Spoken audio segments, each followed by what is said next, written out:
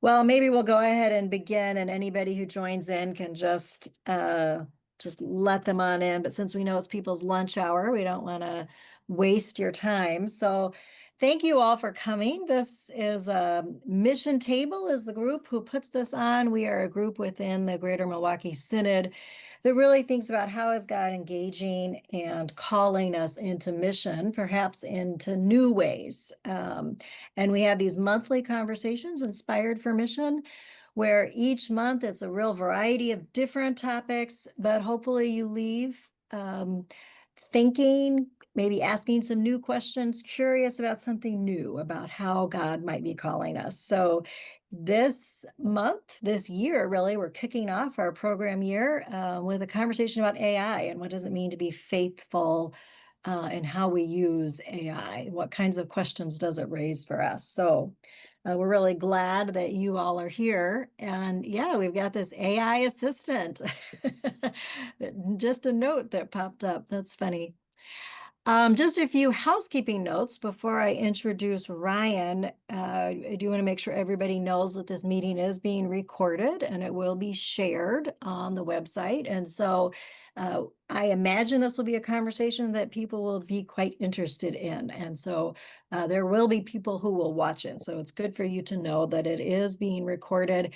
And we'd like to ask you to just keep your mic off for most of the time, unless there are times that, there certainly will be time for conversation and that Ryan will invite questions and conversation. And so, of course, jump into that, but otherwise, please do keep it off.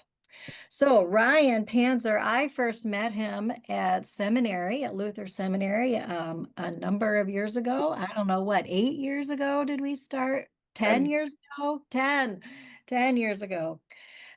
He is a writer and a thinker at the intersection of technology and the church. And so he is going to be a really good guide for thinking about these things. He does come out of a tech world and still works within technology to some degree, doing some corporate training, but then also works for a church and works part-time with the church, preaches, leads studies and other things, especially that have to do with technology. So he'll be a really good guide for these topics. He also has 3 kids under the age of 5, so he is a very busy guy. And as he alluded to earlier, is over in Madison. And so we're glad that he is joining us from the middle of the state. So thank you so much for being here, Ryan, and I will pass it over to you.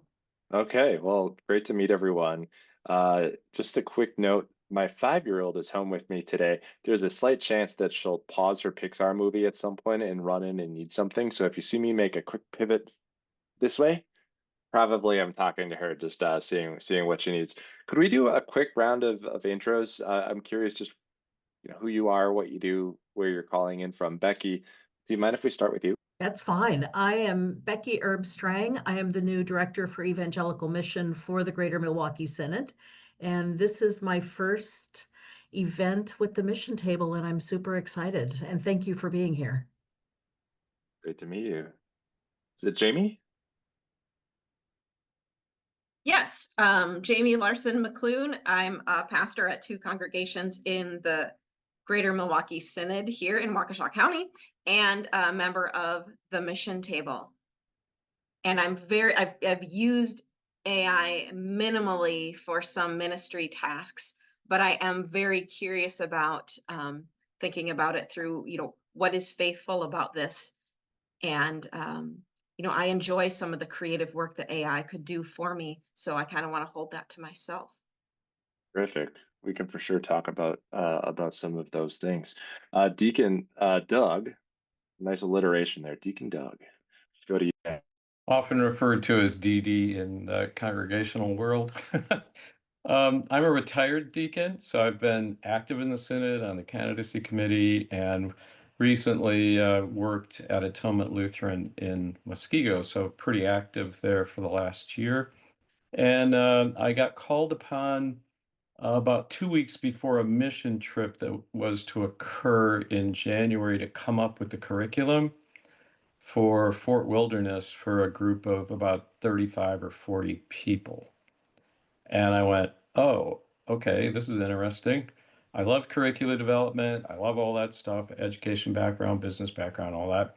And I went to AI and I had a couple ideas that I just threw in there and I went, what if we did a comparison between this and this? And how could we apply it to ministry for middle school and high school age children and make it applicable for adults? And got some really interesting ideas and then just expanded on that.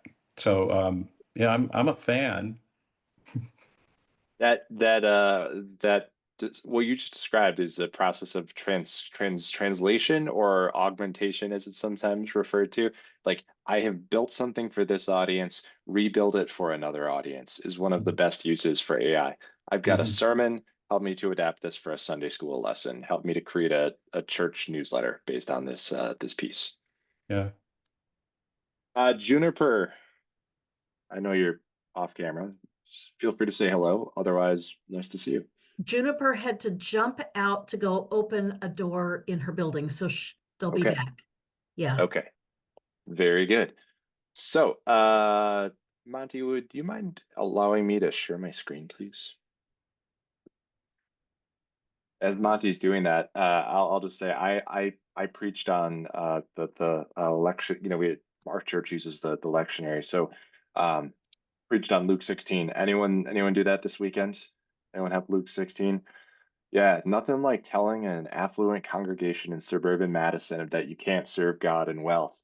I had to use AI a lot to give me some subtle ways of entering into that scripture. All right, Monty. So I thought we'd do Can a I few just things. jump in real quick, For sure. Ryan? Sorry, we didn't hear from Doris. I wanted to see if maybe Oh, Doris my wanted to introduce apologies, herself. Doris. Yes. Hello. I just saw this program. So I'm a retired IT professional and I'm part of an Adventures in Renewal committee. And I thought maybe this would apply somehow. So I'm just curious. Well, we welcome that curiosity. Thanks for joining, Doris. So I thought we'd work with a loose agenda today and keep this very conversational. A few topics I would like to chat about. One is why I'm intrigued and even excited about AI in the church. Sometimes we enter into conversations about generative AI with some trepidation. We're concerned about job loss. We're concerned about some of the effects we read about in the media. I'm going to talk about some things that I'm genuinely excited for. I'm going to also talk about what I think is the kind of the bear case or the bull case or the best case or the worst case of AI in the church. We'll do a little bit of prompt engineering, talking about what makes a good prompt or a bad prompt. If you're not familiar with the word prompt, prompts just means what you type into an AI, what you tell it to do. And then we're going to, for time permitting, look at 3 different personas for using AI: the persona of the content creator, the persona of the content curator, and the persona of the co-pilot. And as with AI, this session is going to be a lot more impactful and interesting if we all share in the discussion. So I welcome your input throughout our time together. The reason that I am most excited about AI in the church has nothing to do with technology. It has nothing to do with apps on a screen or algorithms. It has everything to do with the way information flows through a system. And when you look at the way information flows through a system, prior to the digital age, knowledge had somewhat of a hierarchical mode of transmission. You would have a knowledge object that was transmitted through the work of an expert. Maybe it's a professor, maybe it's a writer, somebody who is an accredited expert in their field. And the learning process is dependent on the involvement of that expert. The learners then are disconnected amateurs who are dependent on that expert in order to obtain knowledge of the object. This is the model of the academy or the lecture hall, where somebody sits at the podium and tells you exactly what is what. And we talk about this as the way information disseminated through the world prior to the digital age, because this was the model of our information architecture. You had a small number of media channels. You had accredited academic institutions with a very rigid model of teaching. And this is also the model of preaching in the church, and to some extent still is today, and for good reason. An ordained rostered leader stands at the pulpit and communicates the knowledge that they have acquired through years of study and formation. With generative AI, we enter into a slightly different model of learning, a different model of exploration. This is a model that the philosopher Parker Palmer, who lives in Madison, Wisconsin, refers to as the community of truth. And he wrote about this idea before AI was even a blip on the radar. In a community of truth, rather than information flowing through an expert who communicates that information to amateurs, information moves about a network where everybody has the right and the invitation to share perspectives and ideas and to ask questions. And this is the reason why I am at least intrigued about AI in the world of church. Because while this model of the hierarchy has some value, you want accredited, rostered experts who have been formed appropriately and ethically to communicate the theological commitments of the tradition. We also want to make sure there is a voice and an opportunity for us to articulate our experiences of a living God in our lives. And this fundamentally is what AI can do. It can give you the means to tell your story, to express where you have seen God at work in the world, and to be able to tell that in a way that resonates with fellow members of the community. So I know this is a bit more philosophical. We'll get into the hard tech in just a minute, but here's if anyone has any reactions to what I've just rambled on about.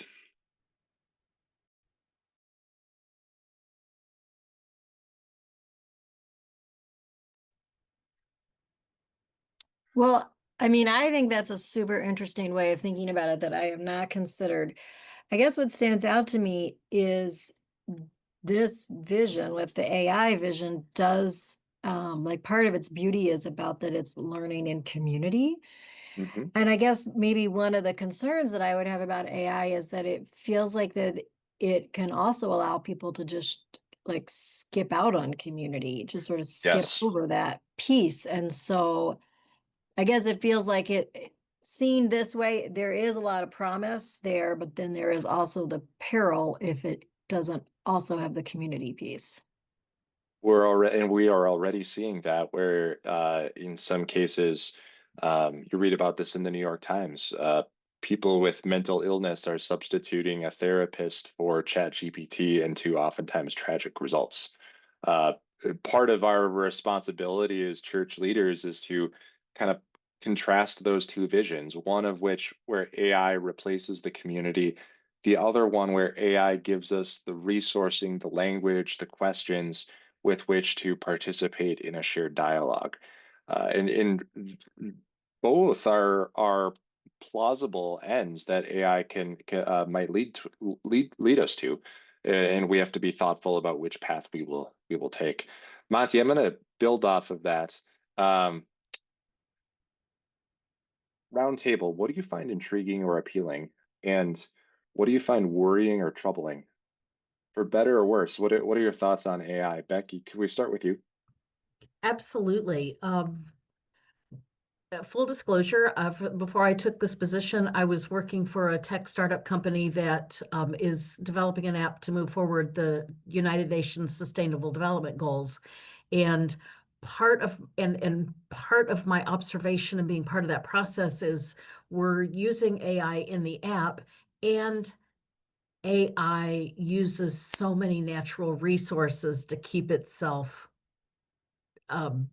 it's not good for the environment. And so one of the concerns that I bring to AI is an environmental concern. If you and I would think in the greater Milwaukee Synod, this is even uh, a more central concern than it would be for South Central Wisconsin. You have data centers that are going up in your synod that are discharging thermally heated water into the Great Lakes. That's going to drive up water costs for communities like Port Washington, and it's going to increase electricity usage, potentially causing all of your churches to see an uptick in your electric bill. Yeah. So while you have AI that can actually help you to make meaningful progress towards UN sustainability goals, you Mhm. also have the trade-off of increased electricity usage, Right. water distribution, and it's no surprise that all of these tech companies are suddenly looking towards Metro Milwaukee as a place to build these intensive data centers. Jamie, how about you? What do you find intriguing? What do you find concerning about AI? So I think it's the same thing almost. Like I had, as a solo pastor shared by two congregations, I don't have a lot of time to do some of the creative work that I want to be able to do. Um, and so sometimes I will request some AI help with liturgy, especially in taking liturgy that I have already received and just making it a little less heady and a little more conversational. Um, and I still have to go in and do some editing after that. Um, but my concern is that we're all really busy, and that's an easy way to not bother with the work of making our what we do more approachable and more understandable to folks in our congregations. And I would love to have the time to do that. And I feel like with AI, I will never get that back.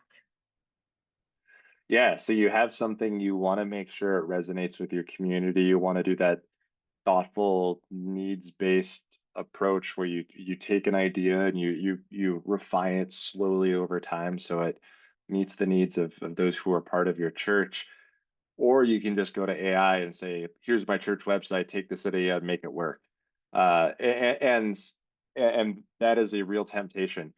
There is also the challenge, I think the very real challenge, that AI does not save any time. I mean, it does in the sense that it can save you number of hours per discrete task, but all that happens is you then have more tasks to move on to. So I don't think anyone who is a power user of AI today is working fewer hours than they were in October of 2022. I think they might be doing more and expending more energy in the process, but I don't think it's actually saving them any time. Monty, let's go to you, and then Doug, and Doris and Juniper, if you feel so inclined. Well, I would say the concern that I have is more for like my son, who's a high school senior, and just for their generation that, I mean, I feel like that and I don't think this is just me, but I maybe it's not everybody, but in the work of writing is also how I think. And so I do just have a concern more generally that if people are not having to do the work of writing, then are we also going to be skipping out on the thinking? And how will they learn how to think their way into, whatever the situation is? So that's my biggest concern really for society, is what will this mean about our thinking skills. And I'm trying to hold open that the work of writing good prompts is also a task that takes thought. So maybe it's not that there's no thinking involved. So I'm trying to not be too, I don't know, too much of a Luddite here, but that is my concern.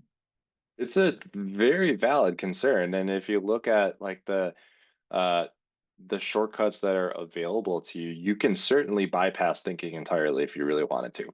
The number of pastors in the ELCA who last week went to ChatGPT and said, here's my church, write me a sermon on Luke 16 for this coming weekend, and then read it verbatim. I don't know what that number is, but I can guarantee it's not zero. So there is something fundamentally challenging about a system that can take the literacy processes by which we learn and construct our thoughts and completely outsource those. That is worrisome, and I worry about like the effect that's going to have on my kids who are starting to go through the school system. Doug, let's go to you next. What do you find appealing? What do you find worrisome? Well, in the use that I've involved myself in AI, played around with it, played around with a variety of prompts on a given topic just to see how it responds, and found something that I didn't realize happened. It sort of learned and then spit back the way I think and the way I ask questions. An example would be, bullet points. Like when doing a presentation to a council meeting, I might, throw some prompts in and just say, like, what are things I might be missing, or what are things that could help generate conversation that questions I'm not thinking of to get more involvement and more participation. And when I would go back and try something different in there, it sort of set up a framework that it seemed to start to think that this is kind of the answer or the format that I wanted. And I thought, well, that's interesting. I didn't know that would happen. And so it concerns me and it excites me. The concern is that if someone isn't aware of the process, I'm just wondering, could it be possible that someone would develop it as a truth? So anytime they go back to AI, especially working in isolation, um, what happens to, as we were just talking about, with thinking? What happens with questioning? What happens with working in the church and being in community? So that the thing that I found it advantageous for a variety of purposes, but one of the checkpoints was like on a council meeting or in a developmental meeting, like strategic planning or something like that, to bring it to the table. These are some things I plugged into AI, and how does this help generate conversation with where we're trying to go? And that inspires other people to go off to AI and start to play around. So you come back to your next meeting, you have all of these interesting ideas coming from various viewpoints in ways that people ask different questions and prompts into AI. So the concern is people get isolated and it becomes a truth for them. The fun is that it opens up conversations in community. And so those are the two areas that I am concerned and I'm excited about. What Doug just described is like the intrinsic system memory that these AIs have about your conversations. There was a widely circulated story at the New York Times a few weeks ago about an individual who uh, thought he had come across some kind of mathematical theorem or formula, and ChatGPT kept telling him he was a genius and he was the first to discover it, and he needed to like get in front of all of these academic audiences and publishing houses to share his brilliance. And of course, the idea he had come up with was purely a fabrication of AI that had no basis in mathematical reality. And this guy spent months of his life chasing down what ended up being nothing. And so these systems can trap you if you're not careful. But I also like what you said there, Doug, about that. Like you can take an idea and use it to enrich a conversation and enrich a community. So that's where we see this double-edged sword nature of this tool, where it can in fact isolate you, or it can um, further enhance discussions. I'm in a book club with a bunch of other guys my age. We read a 1,000 page Western over the summer. And to get ready for book club tonight, we've all been on ChatGPT to go a little bit deeper into the book and finding podcasts and articles and reviews to read about the book, and then to find like themes and motifs and symbols that we can bring up in our discussion. So that's a silly example, but it illustrates how you can use these tools for better or for worse. Juniper, let's go to you, and then I'll share a few more thoughts about these technologies. I think that Juniper is assisting some members of their congregation. All right, very good. Just a But couple Juniper, if demographic- you're here and that's wrong, jump in. And same with Doris. And with Doris, I think Doris might have jumped off. Okay. Just a few other just demographic considerations about AI usage. Young adults are the vast majority of AI users today. This is of course Pew data. 58% of US adults as of 2023 had heard of or had used ChatGPT, and it's about a 2-to-1 ratio of younger generations compared to ages 50 plus. So our AI users tend to skew young and typically a bit more highly educated, typically a bit more affluent than the population average.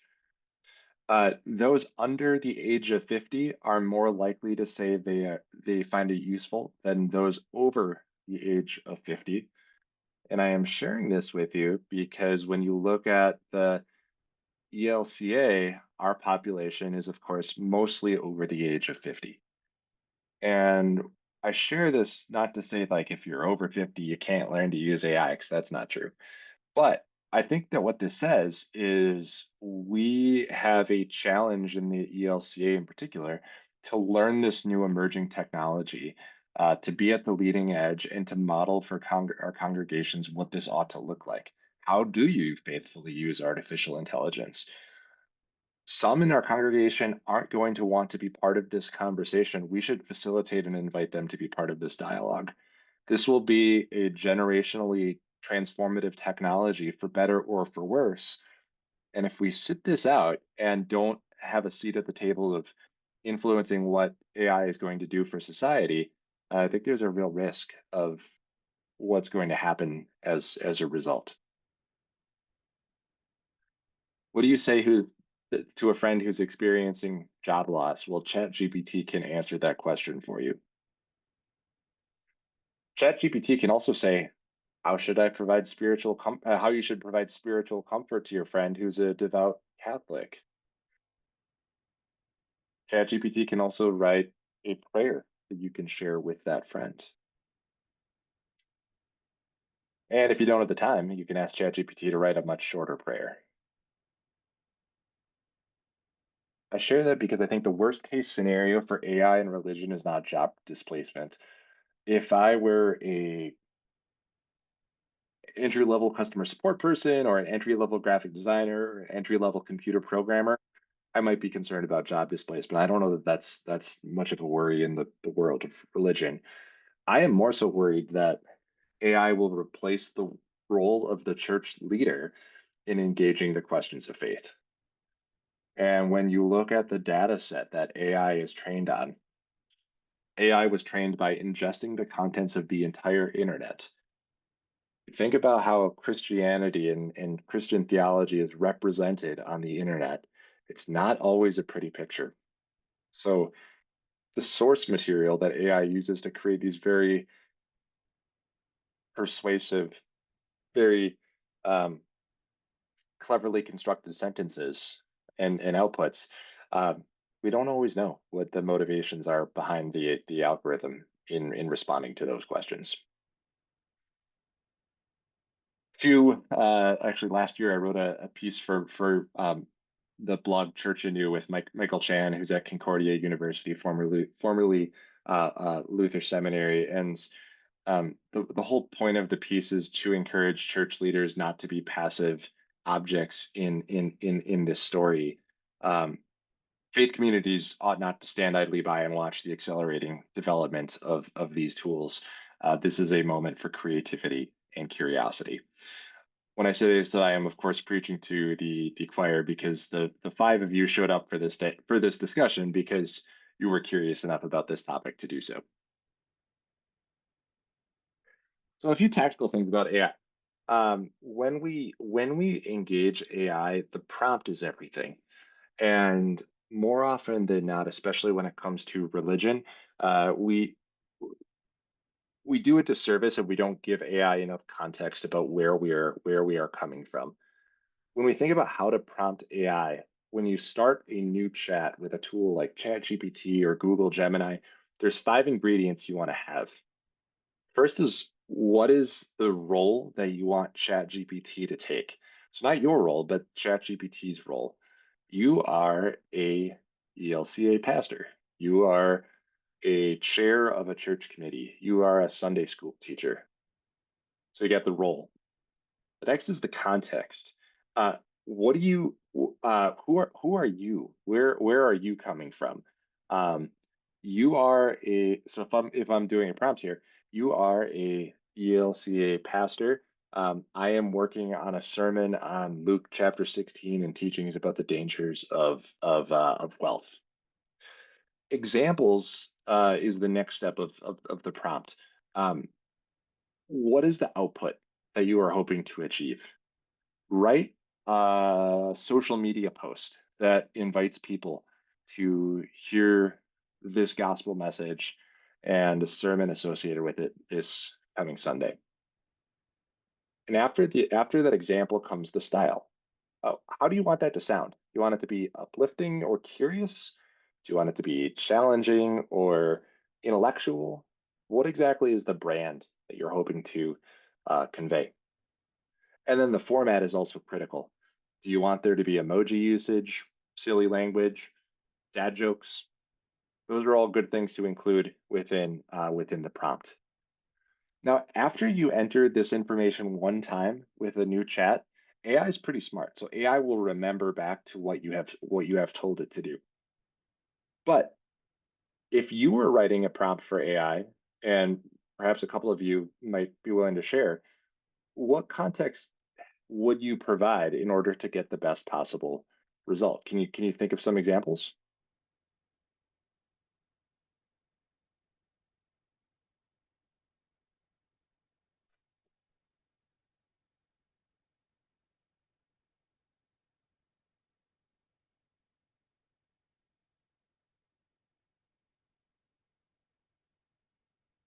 What might you include in your prompt so that AI gives you the best possible result, the most usable result? I guess as pastor, I would include who I am and what denomination I am serving, so that so the theology matches. And then, am I trying to write a newsletter article around this Sunday's gospel? Yeah, And I'm not sure what else I would include. yeah. You could maybe say it's an email newsletter. You want quick, short sentences and bullet points, and you want it to drive towards an invitation to come to church on Sunday. Monty, what do you think? Well, I think I would include something about the audience as well, right? That it is maybe something about their age, or, that it's a suburban church, or that I really want this to reach more young families, or Right. something about that audience. Tell you that that audience piece was really helpful for me last week as I was researching this sermon. On our Sunday evening service, we have a lot of high school youth. It's right before youth group, so I was able to take bits and pieces of this sermon and say, help me to take this paragraph and rewrite it for a church service that is mostly high school youth. How would you restate this so that it resonates with them? Other ideas on prompts?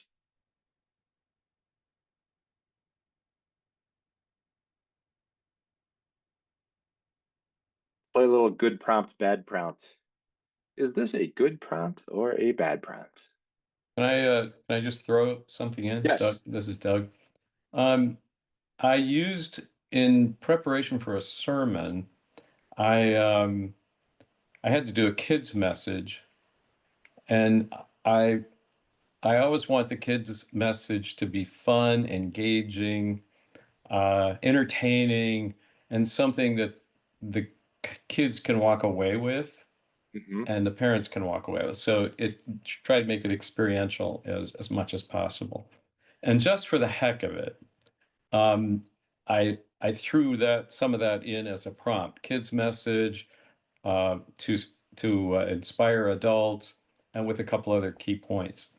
And surprisingly, it came up with some kind of fun ideas. I didn't use the ideas, but it gave me more ideas to think about in a way that I could approach it, which I hadn't thought of before. Yeah. So, in the context of a children's message, it was like, oh, I thought of this or that, and then I just set it aside and wrote my own message. But it was really fun. Uh, that is a great use case. And what I would add to it is you can in your prompt give ChatGPT an instruction as to how many ideas you want it to provide. I have this sermon. I am working on a children's message. We want it to be 7 minutes long. We want it to appeal to adults and children. Give me 5 ideas of how I can incorporate some kind of a visual example or prop into the children's message.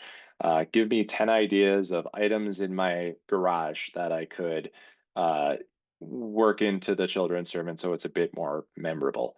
Sometimes when you ask it to ideate more than just once, you want 10 ideas or 20 ideas. That's where the real magic happens because it gives you all these variants that you might not have thought of yourself. Okay, so is this a good prompt or a bad prompt? Bad prompt. And why? Besides the fact that it's completely devoid of context, what might happen if you did this first Sunday, second Sunday of Easter, you did this? What might be the result? Well, it's there's just not specific enough, right? Yep. So what source material is ChatGPT or Google Gemini or Claude ingesting to get you that sermon? yeah. We don't know. Yeah. Is it a Mark Driscoll sermon on doubting Thomas? Is it a is it a Christian nationalist blog on doubting Thomas? Like you don't know if you have all of these you don't have all of these things.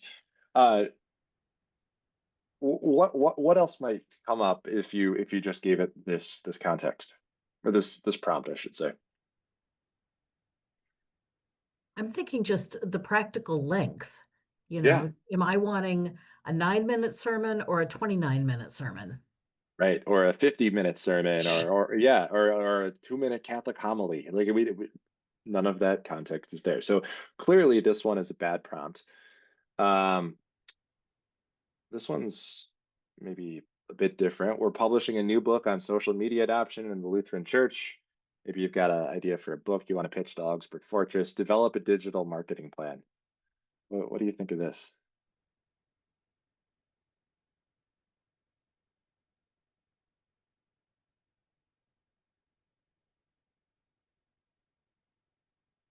So I'm Pastor Juniper. I've been in and out Hi. helping people at the church, but I think again, you probably want to be a little bit more specific about what aspects of social media you're focusing on.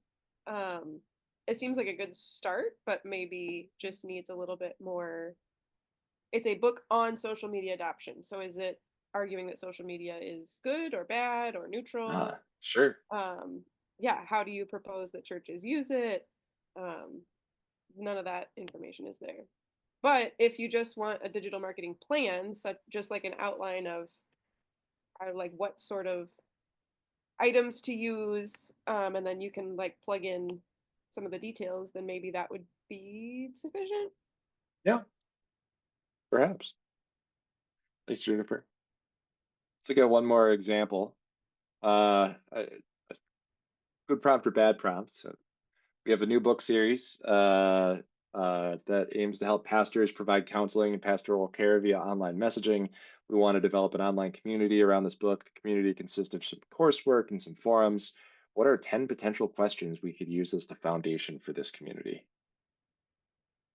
See some heads nodding. Notice the 10 potential questions. That's a really good jumping off point for prompting AI. Give it a list of ideas you want it to come up with.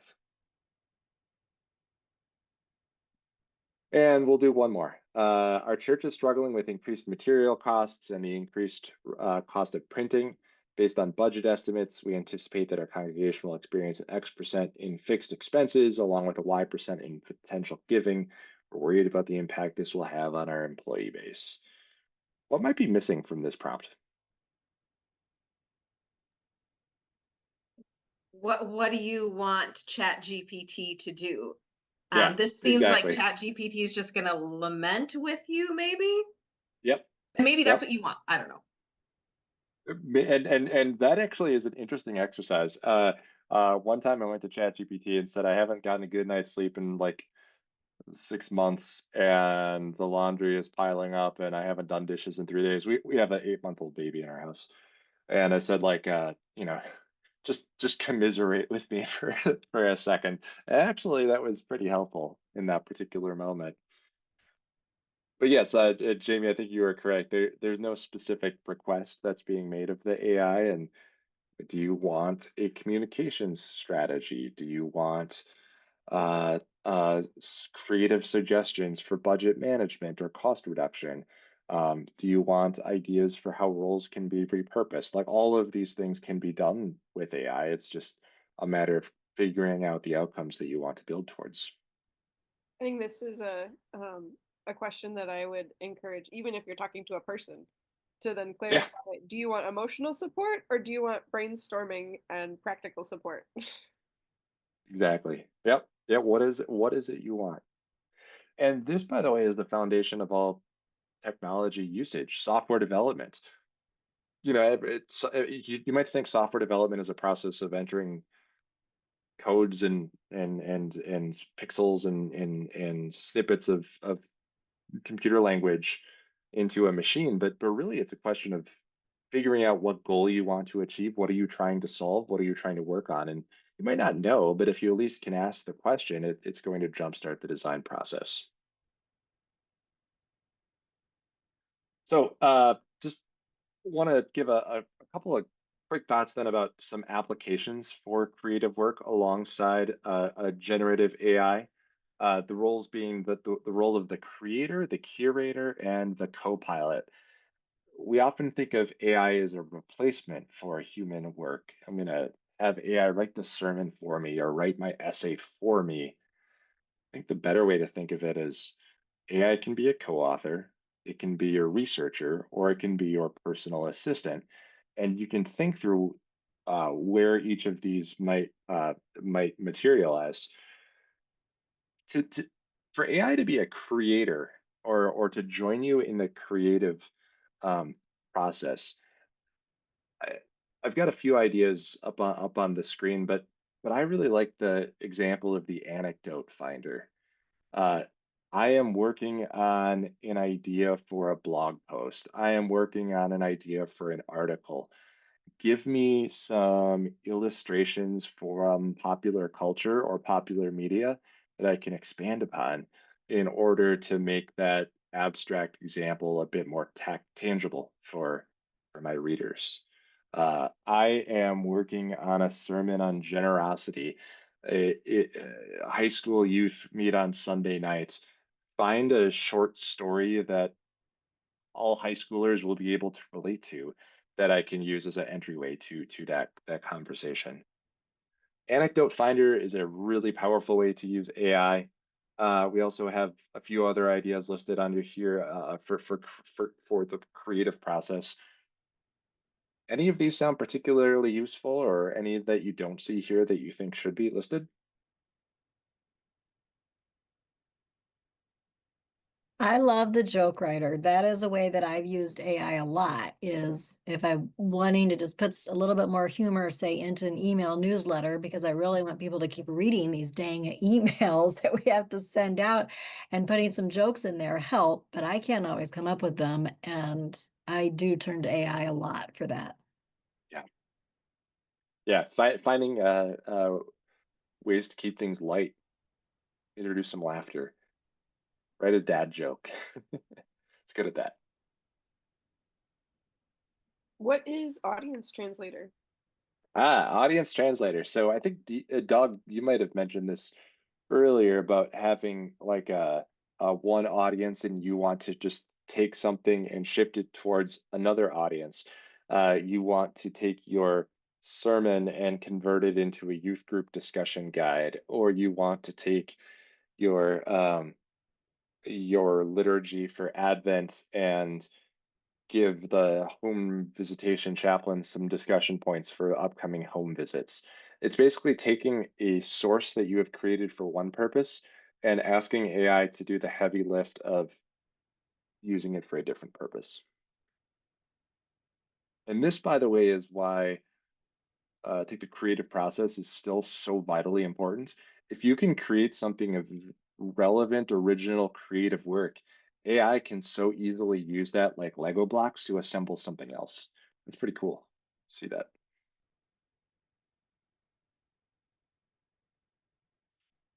All right, I mentioned my book club example earlier about how we're using AI to find all these book reviews and podcasts and short videos about the book Lonesome Dove by Larry McMurtry that we're discussing tonight. Great book, highly recommend it. Uh, find me a scholarly view of Larry McMurtry. Find me um, some accounts on Book Talk that TikTok Book Talk that help me to engage this topic. Find me a podcast that I can listen to during my commute. This actually is my favorite use of AI uh, because it can find anything and everything on the internet that is accessible and available. Sometimes it might find a resource and say this is blocked behind JSTOR or this requires a paid subscription. But oftentimes it finds resources that are completely free to access or a part of the Creative Commons. Find me communities that I can dispute that I can discuss. Uh, Find me forums where I can post a question about this subject matter.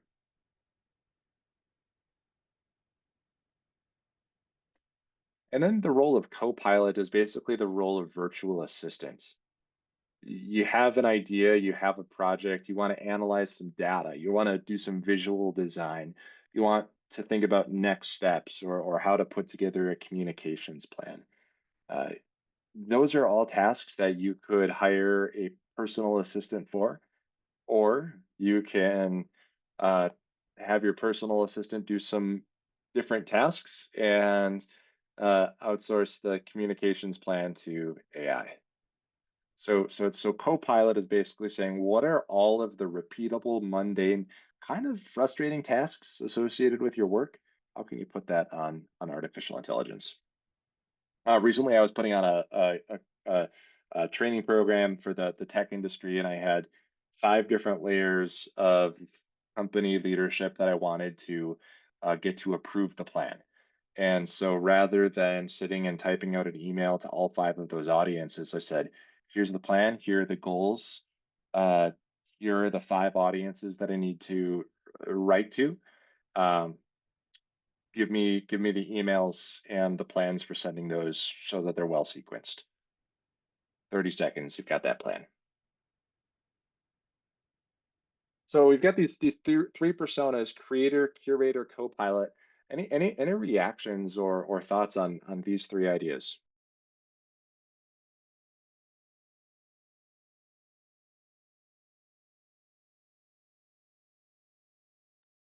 All right, if not, I'm going to invite you to do 3 minutes of self-exploration with these tools. Now, there are generally 3 widely used AI platforms that almost everybody has heard of who's used AI. There's ChatGPT by OpenAI, there's Gemini by Google, and there's Claude by Anthropic. Each has its own strengths and use cases and notable traits. ChatGPT and Google Gemini are both free to use. What I would encourage you to do for the next 2 to 3 minutes is just to do some experimentation. Try to use those examples of creator, curator, co-pilot. Nice dog. and and see what happens when you play around with this.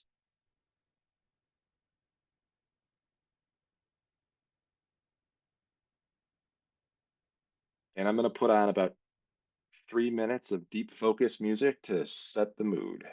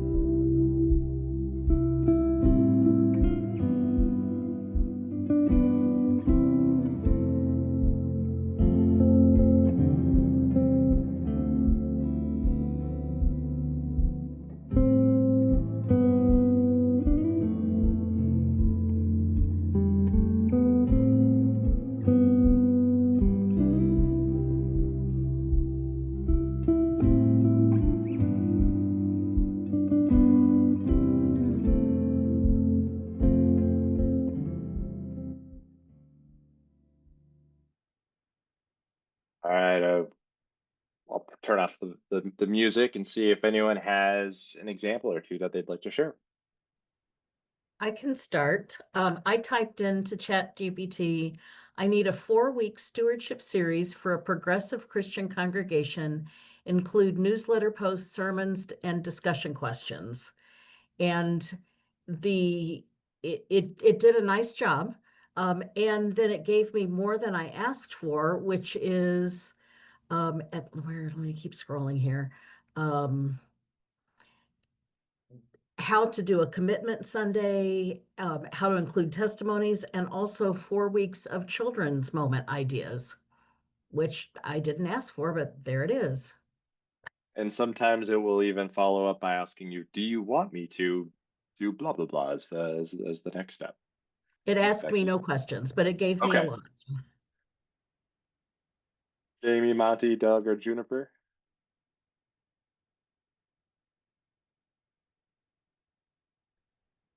Our Sunday morning Bible study group is going through Galatians, so I asked for some discussion questions about Galatians 3, which is where we're picking up next week. And it separated it by verses. For these verses, here are some questions about the text. Here are some questions about application to our lives. So I think that was 3 different sections of Galatians 3, and then at the end included a video, which I will look at later to determine if it aligns with my theology or not. Yep. But a video about somebody's published a devotional about Galatians 3. Yeah.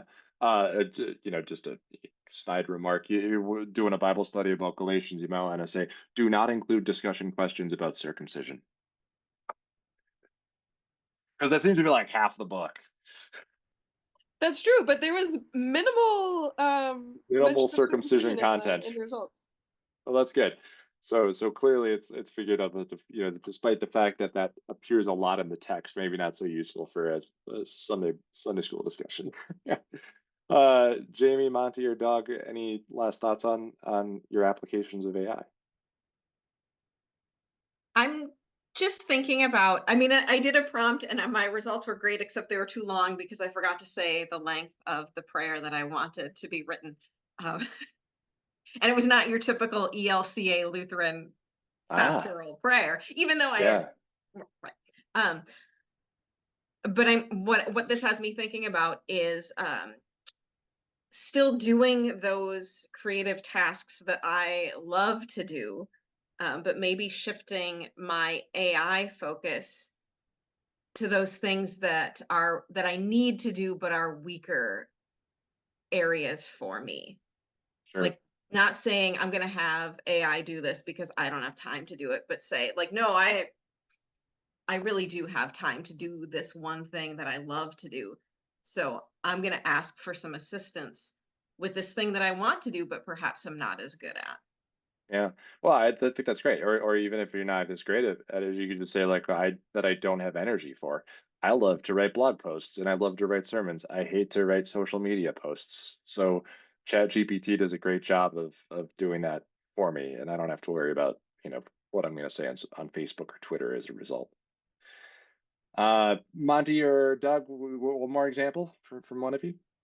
Well, I did the research librarian one because that's one I haven't really played with as much, and it was great. I'm not using the lectionary right now, so my text I don't find as much like my normal resources out there for finding articles. It's harder when it's not a lectionary text, and so I just said, okay, I'm preaching on these 2 texts, like, give me, and with the context and blah, blah, blah, give me some articles to help me think about this in this way. And it did. It gave me a whole list of things. So I feel like now I got a lot of stuff to go read, and that's good.